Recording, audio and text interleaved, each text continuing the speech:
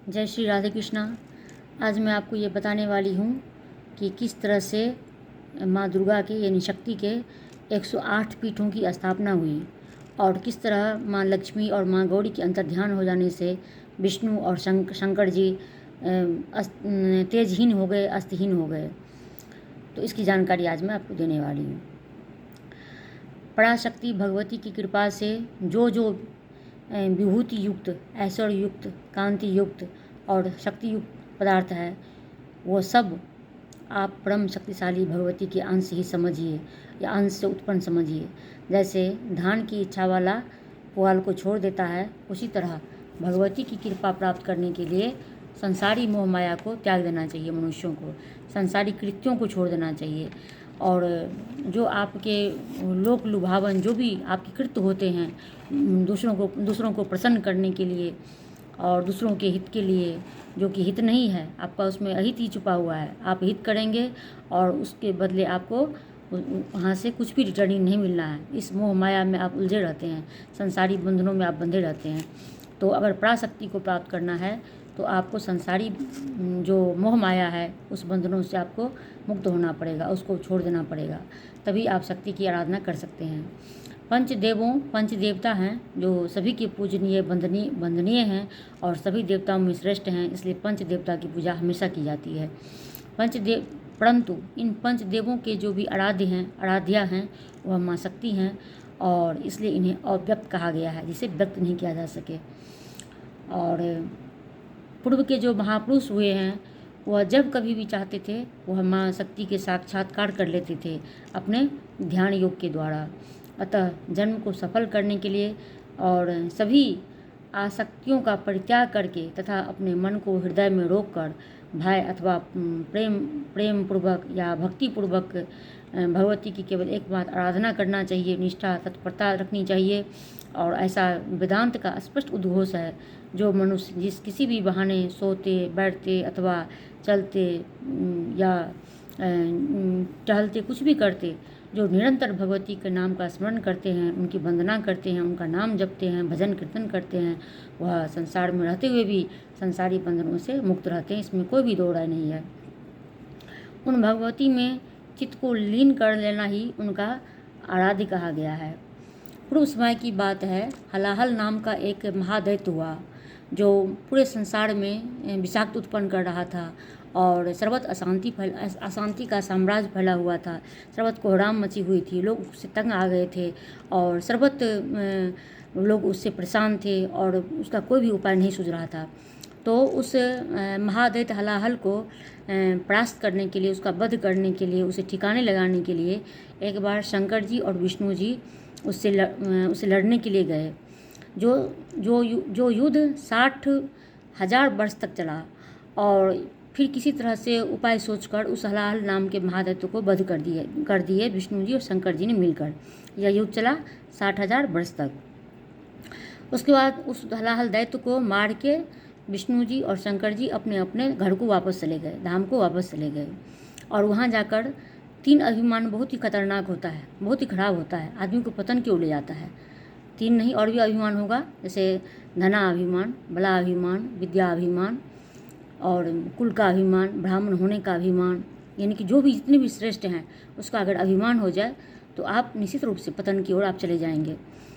तो पंचदेवों की भी आराध्य ये पराशक्ति ही हैं और ये अपने अपने घर जाकर विष्णु जी लक्ष्मी जी से और शंकर जी माता गौरी से अपना बड़ा अभिमान का बखान कर रहे हैं। तो इतने में दोनों देवियाँ छद्म परिहास करती हैं उनका कि उनको वध करने में कितना समय लगा। प्रत्युत्तर में शंकर जी गौरी जी से और विष्णु जी माता लक्ष्मी से आपत्तिजनक यानी अपमानजनक प्रत्युत्तर करते हैं और इस अपमानजनक प्रत्युत्तर के बदले में दोनों देवियाँ उनसे बाहर निकलकर, शिव शक्ति हैं तो दोनों अपने अपने पति के शरीर से बाहर निकलकर अंतर्ध्यान हो जाती हैं। उनके अंतर्ध्यान होते ही उन दोनों इष्ट की यानी विष्णु जी और शंकर जी की क्या दुर्गति होती है, वह निस्तेज हो जाते हैं, शक्तिहीन हो जाते हैं, विचित्र हो जाते हैं, चेतना रहित हो जाते हैं और सर्वत्र संसार में कोलाहल मच जाता है, कोहराम मच जाता है, अंधकार छा जाता है और सभी तेजहीन हो जाते हैं, बलहीन हो जाते हैं, बुद्धिहीन हो जाते हैं, विवेकहीन हो जाते हैं और जैसे लगता है कि वायु चलना मंद हो गई है अथवा वायु थम गई है, सांसें सबकी रुक गई है। इस तरह से दिन रात लगता है और रात और भी भयंकर रात में बदल जाता है। यह खबर जब तक ब्रह्मा जी समझ पाएंगे तो ब्रह्मा जी आंख मूंद कर ध्यान लगाते हैं तो उन्हें पता चलता है कि इसका क्या कारण है। तब ब्रह्मा जी अपने मन की स्मरण से अपने पुत्रों को बुलाते हैं, जिसमें मनु होते हैं और सनकादि ऋषि होते हैं और दक्ष, ये सब ब्रह्मा जी के पुत्र हैं जिनको वो बुलाते हैं और उन्हें ब्रह्मा जी के समक्ष उनके पुत्र उपस्थित होते हैं और सिर झुकाकर प्रणाम करते हैं और उन्हें कहते हैं कि हे पिताश्री, आपने हमें क्यों स्मरण किया और हमें कार्य बताइए। तब ब्रह्मा जी कहते हैं कि हे मनीषी पुत्रों, मैं विष्णु जी और शंकर जी के हिस्से का भी कार्यभार मेरे ऊपर आन पड़ा है, मेरे पास समय का अभाव है, अतः आप सब बुद्धिमान मनीषी मेरे पुत्र हिमालय के वन में चले जाओ और वहाँ जाकर तपस्या करो और माँ जगदम्बा को प्रसन्न करो और शंकर जी विष्णु जी की जो शक्तिहीन हो गए हैं, जो विचित्र हो गए हैं, उनको पूर्व की तरह स्वस्थता माँ भगवती से मांगो, स्वस्थ हो जाएं और पूर्व की तरह वह तेजमय हो जाएं। तो इस तरह से ब्रह्मा जी के पुत्र दक्ष, सनकादि और मनु चले जाते हैं हिमालय के वनों में और दक्ष 1,00,000 वर्ष तक तपस्या करते हैं और इस तरह से सनकादि और मनु भी तपस्या करते हैं। तो जो उनके मुनि पुत्र हैं, जो गृहस्थ में नहीं हैं, मुनि पुत्र जो तपस्या करते हैं तो माँ भगवती से वह यह वरदान मांगते हैं। जब माँ भगवती प्रकट होती हैं तो वह मुनि पुत्र जो उनके हैं वह मांगते हैं कि विष्णु जी और शंकर जी पहले की तरह स्वस्थ हो जाएं। और दक्ष क्या मांगते हैं? दक्ष के समक्ष जब माता प्रकट होती हैं तो उनके 3 नेत्र होते हैं, चारों हाथ में पाश, अंकुश और बड़, अभय मुद्रा इत्यादि वो धारण कर रखी होती हैं और करुणा से परिपूर्ण होती हैं और उनका विग्रह सत्य, चित्त तथा आनंद से संपन्न होता है। दक्ष यह विग्रह को देखकर बहुत प्रसन्न होते हैं और साक्षात वो देख रहे होते हैं। तब वह माता से कहते हैं कि वह उनको कुछ भी नहीं चाहिए, अपितु वह उनकी जैसे एक पुत्री की कामना है जो उनके कुल में आए और उनके कुल का मान बढ़ाएं और वह कृत्य हो जाएं। तो माता उनसे प्रसन्न होती हैं और माता कहती हैं कि ऐसा ही होगा और वह महाबीज मंत्र उनको देती हैं, उनका नियम, उनका विधि और उनका विधि विधान उनको समझाती हैं और उस महाबीज को उन्हें जपने के लिए कहती हैं। और इस तरह से यह सब कह के माता अंतर ध्यान हो जाती हैं। हाँ, इससे पूर्व माता शर्त रखती हैं कि उनके घर में वह पुत्री बनकर तो आएंगे अवश्य, लेकिन जब कभी भी दक्ष उनका अपमान करेंगे तो वह उसी समय छोड़कर वह चले जाएंगे। दक्ष प्रसन्न होते हैं। वह माँ भगवती अगर किसी के घर में आएगा तो वह माँ का क्यों अपमान करेगा। और माता अंतर ध्यान हो जाती हैं, वो चली जाती हैं। उचित समय आने पर एक दिन दक्ष के घर में बहुत बड़ा तेज प्रकाश प्रकट होता है और वह माँ भगवती होती हैं और दक्ष माता सती का नाम स्मरण करने के मात्र से ही दक्ष उनका नाम सती रखते हैं, क्योंकि वह ब्रह्म स्वरूपिणी होने के हैं, इसलिए उनका नाम वो दक्ष सती रखते हैं। और माता सती का नाम स्मरण करने मात्र से ही मनुष्य संसार रूपी मनुष्य को संसार रूपी अग्नि का भय नहीं होता है। यानी कि वो संसार में जो मनुष्यों को जो पतन की ओर ले जाएगा, किसी भी तरह का भय, शोक, शंका, किसी भी तरह की विकृति, उससे वह मुक्त हो जाएगा अगर मनुष्य सती सती सती केवल बोल लिया करे तो इस तरह से वह बहुत प्रसन्न होते हैं, आनंदित होते हैं, आह्लादित होते हैं और वह सर्वत्र उस भगवती का सब स्वागत करते हैं और प्रजा वह उत्सव मनाती है और सब आनंदित और प्रसन्न हो जाते हैं भगवती को पुत्री रूप में पाकर, और सती उनका नाम रखते हैं। इस तरह से सती बड़ी होती हैं और फिर उसी समय जम्मू नदी के तट पर दुर्वासा ऋषि माँ देवी के लिए तपस्या कर रहे होते हैं महाबीज मंत्र से ही, और बहुत 1000 वर्ष तक वो तपस्या कर रहे होते हैं। तो एक दिन माँ भगवती अपने पूर्ण रूप में उन्हें साक्षात्कार देती हैं, अपने साक्षात विग्रह का दर्शन कराती हैं और उनसे प्रसन्न होती हैं और कहती हैं कि मैं आपसे प्रसन्न हूँ, आप वर मांगो। वह देखकर ही प्रसन्न हो जाते हैं, कोई वर नहीं मांगते हैं वो। और तो माँ भगवती अपने गले से पुष्प की एक माला उन्हें भेंट स्वरूप देती हैं, जिसे पाकर वह प्रसाद स्वरूप स्वीकार कर लेते हैं दुर्वासा और उसे पहन भी लेते हैं और बहुत आह्लादित होते हैं, बहुत खुश होते हैं, बहुत प्रसन्न होते हैं। वो इतने प्रसन्न होते हैं कि जम्बू नदी से वह दक्ष के राजसभा में प्रकट होते हैं, वो आकाश मार्ग के द्वारा। तो और वहाँ विराजते हैं आसन पर। दक्ष जब उन्हें उस सुंदर, अद्भुत और विस्मयकारी उस पुष्प से युक्त उस माला को जब दुर्वासा को गले में पड़े हुए देखते हैं, पहने हुए देखते हैं, तो दक्ष बड़ा ही विस्मित होते हैं, बड़ा ही आश्चर्यचकित होते हैं कि यह पुष्प की माला इनको कहाँ से मिला, कहाँ से पाया। तब वो पूछते हैं कि हे ऋषि, आपने यह पुष्प की माला कहाँ से पाई, किसने आपको दिया। तब दुर्वासा उन्हें बताते हैं कि किस तरह उन्होंने जम्मू नदी के तट पर आराधना की और देवी ने प्रसन्न होकर यह माला उन्हें आशीर्वाद स्वरूप, प्रसाद स्वरूप दिया है और उन्होंने पहना है। तब दक्ष को इतनी सुंदर लगती है वह माला कि दक्ष कहते हैं कि हे गुरुवर, हे ऋषि, आप ये माला मुझे दे दीजिए। दुर्वासा प्रसन्न होते हैं। दुर्वासा दक्ष को मना नहीं कर पाते हैं, अपने गले से पड़ी हुई वह माला दक्ष को दे देते हैं। दक्ष बहुत ही खुश होते हैं, आह्लादित होते हैं और दक्ष वह अपने सैया पर जाकर उसको रख देते हैं। लेकिन उस माला को पाकर दक्ष पशुवत आचरण करते हैं और तभी से उनकी बुद्धि खराब हो जाती है। यानी कि अपने ही पुत्री सती के प्रति, अपने ही जामाता शंकर जी यानी शिव जी के प्रति उनकी बुद्धि भ्रष्ट हो जाती है तभी से, और वह उनकी बुद्धि मलिन हो जाती है क्योंकि वह उस माला को धारण कर वह पशुवत आचरण करते हैं। अब यहाँ समझने की बात है कि अगर पूजा के निमित्त, किसी विशेष आराधना करने के निमित्त आप अगर कोई स्वच्छ वस्त्र धारण करते हैं और माला धारण करते हैं, वह रुद्राक्ष की माला हो या अन्य देवी देवताओं की किसी भी प्रकार की पुष्प की माला हो, तिलक माथे पर लगा हो, गले में पुष्प की किसी भी प्रकार की माला पड़ी हो और भाल पर यदि त्रिपुंड लगा हुआ हो, यानी पूजा से संबंधित, आराधना से संबंधित आपने किसी भी वस्त्र आभूषण को आपने धारण कर लिया हो और उसे धारण करने के बाद आप किसी भी प्रकार का ये यदि अपवित्र आचरण करेंगे तो उसी तरह से आपकी तत्क्षण आपकी बुद्धि मलिन हो जाएगी, जैसे दक्ष की बुद्धि मलिन हो गई अपने ही पुत्री और अपने ही जमाता के प्रति। इसलिए मनुष्य को सावधान रहना चाहिए कि जब माथे पर तिलक, भाल पर त्रिपुंड लगा हो और गले में किसी प्रकार की माला पड़ी हो और वह आराध्य से संबंधित, अपने आराध्य से संबंधित कोई वस्त्र आभूषण पहन रखा हो, तो वह कोई भी कुचित आचरण नहीं करे, कलुषित आचरण नहीं करे। यानी कि वो किसी को गाली नहीं दे, कोई भी अपमानजनक किसी को कोई बात नहीं कहे, किसी शक्ति स्वरूपा किसी महिला का अपमान न करे, अपने अग्रजों, अपने माता पिता, किसी का गुरुजनों का अपमान नहीं करे या अन्य किसी भी प्रकार के पशुवत आचरण वह नहीं करे। अगर वह इस प्रकार से वो करता है तो वह दंड निश्चित रूप से पाएगा, इसमें किसी भी प्रकार का संशय नहीं है। तो इस तरह से वह चले गए और इससे पूर्व माता बता चुकी थी कि जब भी कभी वह पुत्री उनके घर में तभी तक रहेंगी उनका जब तक वह उनको आदर देते रहेंगे और उनका मान सम्मान वो करते रहेंगे, यानी शक्ति स्वरूप समझेंगे दक्ष, अन्यथा वह छोड़कर चली जाएंगी।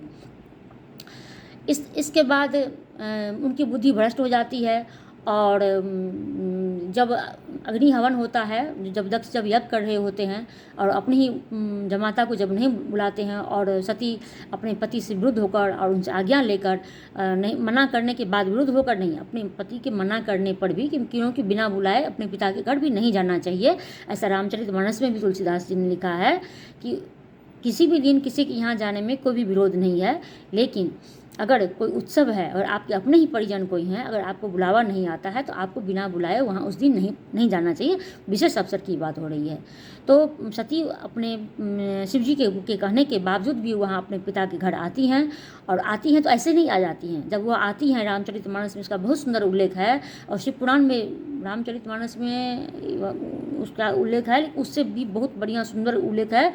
जब सती शिव जी के मना करने के बाद भी जब यज्ञ में आने की इच्छा प्रकट करती हैं तो शिव जी उनके साथ करोड़ों हाथी, घोड़े, रथ, स्वर्ण, आभूषण, गण इत्यादि उनकी सुरक्षा के लिए मणि, माणिक, धन धान से परिपूर्ण उनको सब कुछ देते हैं, दासियाँ देते हैं शिव उनको, कि वह ऐसे खाली हाथ यज्ञ में उनको नहीं जाना चाहिए। और वह जाती हैं, इस तरह से वह जाती हैं, ऐसे नहीं कि चली जाती हैं, पति ने उनको विरोध किया था, यहाँ कोई लड़ झगड़ के नहीं आती हैं, बहुत मान सम्मान से शिव जी उनको विदा करते हैं कि आपको अपने पिता के घर ऐसे नहीं जाना चाहिए। और इतना सर बताया मैं आपको कि बताइए कि कैसे वो आती हैं। और आती हैं और जब वो अपने पति का आसन नहीं देखती हैं तो वो क्रुद्ध होती हैं और इस तरह से पिता और पुत्री में बहस होती है और वह धुतकारती हैं और प्रत्युत्तर में दक्ष भी उनको अपमानित करते हैं और इस तरह से सती उसी समय अग्नि में अपने आप को समर्पित कर देती हैं। और जब यह खबर शिवजी तक पहुंचता है तब उसी समय भद्रकाली और वीरभद्र प्रकट होते हैं। शिवजी अपनी एक जटा से एक केश निकालकर सामने में पड़े हुए शिला यानी पत्थर पर केश को पटक देते हैं और उसके केस के दो भाग होते हैं, एक से वीरभद्र प्रकट होता है, दूसरे से भद्रकाली प्रकट होती हैं, जो शिव के जो दक्ष के यज्ञभूमि में आकर कोहराम मचाते हैं, मार काट करते हैं और दक्ष का सिर अलग कर देते हैं।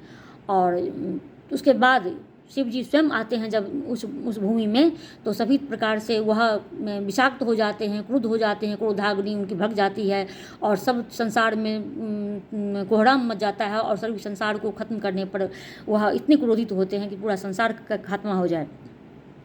तब देवताओं के द्वारा स्तुति और विनय किए जाने पर वह इतने दयालु हैं शिव जी कि अपनी पत्नी को एक तरफ तो अग्नि में दहन करते हुए देख रहे हैं, दूसरी तरफ देवताओं की स्तुति करने पर कि आप उनके जमाता हैं, आप शिव हैं, आप क्षमा कीजिए और अपने ससुर की यज्ञ को आप पूरा कराइए। तब वह बकरे का सिर लाया जाता है और दक्ष के उस सिर के जगह बकरे का सिर लगा दिया जाता है और दक्ष की यज्ञ को पूर्ण किया जाता है।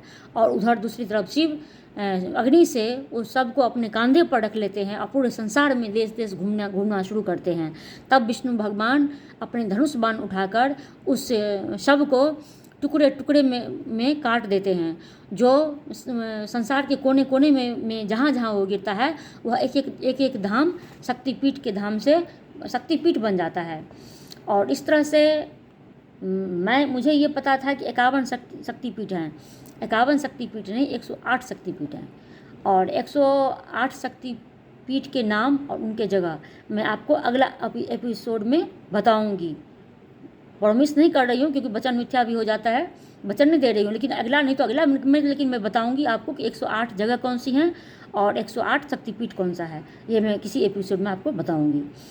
तो इस तरह से 108 शक्तिपीठ की स्थापना होती है और मनुष्य इस शक्तिपीठ पर शक्तिपीठ के जगहों पर स्थानों पर जो प्रसन्न होकर वहाँ यात्रा करेगा, वहाँ पितरों के लिए श्राद्ध करेगा, वहाँ पर जप करेगा और पुरस्चरण करेगा, वह माया बीज का वहाँ पर जप करेगा, निश्चित रूप से वह सिद्ध हो जाएगा। और इन शक्तिपीठ के स्थानों में जो चांडाल रहते हैं वह भी वंदनीय होता है और पूजनीय होता है, उनका भी आदर मनुष्य को करना चाहिए। और इस तरह से वह शक्तिपीठ वंदनीय, पूजनीय और श्रद्धेय है और वह सभी प्रकार के मनुष्य को उतार देने वाला वह जगह है। मनुष्य को निश्चित रूप से एक एक करके शक्तिपीठ के स्थानों पर जाकर माता के अंगों का वहाँ पर दर्शन करना चाहिए। और इस तरह से वह अगर यह ऐसा करेगा तो निश्चित रूप से वह संसार रूपी इस भवसागर से पार हो जाएगा, तर जाएगा और देवी के सायुज्य को, देवी के धाम को प्रकट करेगा। और इन 108 शक्तिपीठ के नाम के जप से अनेक लोग सिद्धि प्राप्त कर चुके हैं। जहाँ पर भी यह अष्टोत्तर सतनाम लिखा हुआ कोई पुस्तक या स्वयं के हाथ से लिखा हुआ कोई पृष्ठ रखा रहता है, वहाँ उस स्थान पर ग्रह, महामारी आदि उपद्रव या किसी भी प्रकार के अन्य भय इत्यादि की रहने की कोई भी संभावना नहीं होती है। और जैसे समुद्र का जब जल स्तर बढ़ता है तो वह पर्वतों को भी थोड़ा थोड़ा आच्छादित कर देता है, यानी कि उसका जल स्तर बढ़ के पर्वत पर भी बढ़ने लग जाता है। उसी तरह से जो मनुष्य इस शक्तिपीठ का नाम लेगा, उसकी यात्रा करेगा, सदैव देवी की शक्तिपीठों का स्मरण करेगा, भय, उपद्रव, अशांति, ग्रह, अज्ञात किसी भी तरह की व्याकुलता उसके मन में नहीं रहेगी और वह उसके पास, उसके घर में, उस स्थान पर वह तीर्थ बन जाएगा वह जगह और नित्य निरंतर सुख सौभाग्य की उसको प्राप्ति होगी। देवी की इन 108 नाम के जप करने से कुछ भी दुर्लभ नहीं रह जाता है। और ऐसे देवी के भक्त परायण को देवता भी नमस्कार करते हैं, उनकी स्तुति करते हैं, उनकी पूजा और वंदना करते हैं। और पितरों के श्राद्ध के समय देवी के 108 नाम के यानी कि अष्टोत्तर इन नामों के निश्चित रूप से इसका पाठ कराना चाहिए अथवा स्वयं करना चाहिए। इन नामों का आश्रय ले लेने से ही मात्र से ही मनुष्य तृप्त हो जाता है और सब कुछ वह पा लेता है, उसको कुछ भी पाने के लिए अवशेष नहीं रह जाता है। तो मैं ये 108 शक्तिपीठ की महिमा, देवी की किस तरह से देवी का शरीर खंडित हुआ और किस तरह से अपनी इन शक्तियों के अलग हो जाने से इन दोनों विष्णु और शिव भी शक्तिहीन हो जाते हैं। तो इसलिए सभी मनुष्य को चाहिए कि कभी भी अपनी पत्नी का, अपनी माता स्वरूपा किसी भी महिला का, स्त्री का वह अपमान नहीं करे। अगर वह ऐसा करता है, महिला समझ लें सबसे पहले कि वो महिला नहीं है, वो स्त्री हैं, वो जो शक्ति स्वरूपा हैं, चाहे वो बहन हो, भगनी हो, या आपकी माता हो, या आपकी कोई रिश्तेदार हो, कि कोई भी रिश्तेदार हो, दोनों पक्ष से मैं बोल रही हूँ, उनका सदैव आदर और सत्कार ही करना चाहिए। महिला को शक्ति स्वरूपा समझना चाहिए। अगर आप करेंगे, चाहे पति ही क्यों नहीं हो, तो तत्क्षण आपकी बुद्धि तो भ्रष्ट हो ही जाएगी, आप शक्तिहीन इसी तरह से हो जाएंगे जैसे शिव जी और विष्णु जी हो गए। अगर आपको ये जानकारी अच्छी लगी तो प्लीज़ मेरे चैनल को शिव परिवार धर्म को सब्सक्राइब कर दीजिए, लाइक कीजिए, कमेंट कीजिए, शेयर कीजिए और बेल आइकन को भी प्रेस कीजिए ताकि आपको आने वाले एपिसोड की जानकारी मिले। धन्यवाद। हर हर महादेव, शिव शिव, जय माँ दुर्गा। और जो लोग मुझे फ्रेंड रिक्वेस्ट भेजते हैं उनसे रिक्वेस्ट है कि वह अपने प्रोफाइल को अनलॉक करें, ताकि मैं आपके प्रोफाइल को मैं किसी के भी प्रोफाइल को विजिट करने के बाद ही उन्हें अपना फ्रेंड बनाती हूँ, क्योंकि यह जरूरी होता है। ऐसा नहीं हो कि राम के बदले रहीम मेरे फ्रेंड बन जाए। धन्यवाद। हर हर महादेव, शिव शिव।